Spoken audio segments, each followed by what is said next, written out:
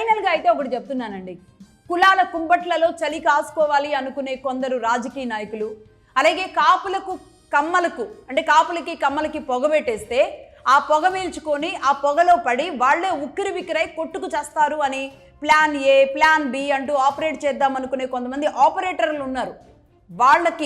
అలాంటి వాళ్ళకి నూకలు చెల్లాలి. అలాగే కొంతమంది నా ఎస్సీ నా ఎస్టీ నా బీసీ అని చెప్తూ ఉంటారు. వాళ్ళ కులం మొత్తానికి వాళ్ళ ఎస్సీలు ఎస్టీలు బీసీలు కులాన్ని మొత్తానికి వీళ్ళు ఏదో బొడ్డుగోసి పేరు పెట్టినట్టుగానే పదే పదే చెప్తుంటారు. అది పార్టీ ఏదైనా సరే రాష్ట్రానికి ఏం చేస్తారో ఇక నుంచి చెప్పాలి. కులాల గురించి ఈ విభజనల గురించి మెదళ్లలో కుల భావనలు ఎక్కువ తీసుకొచ్చేలాంటి ఆలోచనలు మారాలి. అంటే రాష్ట్రానికి ఏం చేస్తారు, ప్రజలకు ఏం చేస్తారు, పేదలకు ఏం చేస్తారు, ఇవి మాత్రమే చెప్పాలి. ఇది మాత్రమే వినబడాలి. నెక్స్ట్ రాబోయే ఎన్నికల్లో ఆంధ్రప్రదేశ్లో కులం కుంపట్లు అనేవి వినబడకుండా ఉండాలి. అందుకే చెప్తున్నాను, ఏ కులంలో ఎవరెవరు ఏ స్థాయిల్లో ఉన్నారో అదంతా తీసుకురావడానికి నేను సిద్ధంగా ఉన్నాను. కానీ కొంతమంది ఆడించే ఆటకి ఊగుతూ, కొంతమంది చెప్పే గాలి కబుర్లు వింటూ గాలి తిరుగుళ్ళు తిరిగే పనికి మాలిన ఖాళీగా కాలక్షేపం చేసే బడుద్దాయిలు ఉన్నారు కదా ఆంధ్రప్రదేశ్లో కొంతమంది.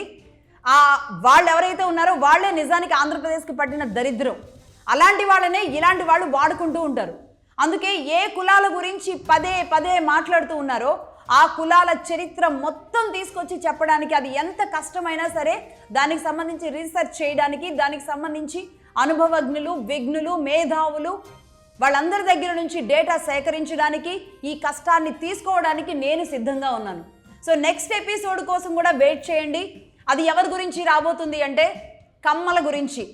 కమ్మల ప్రస్థానం ఎలా జరిగింది, కమ్మలు ఎలా మొదలయ్యారు, ఎలా ఏ స్థాయిల్లో వాళ్ళు ఎక్కడున్నారు, ప్రస్తుతానికి ఎక్కడున్నారు, ఇలాంటి విషయాలన్నీ మరొక వారం 10 రోజుల్లో కమ్మల గురించి తీసుకురావడానికి సిద్ధంగా ఉన్నాను.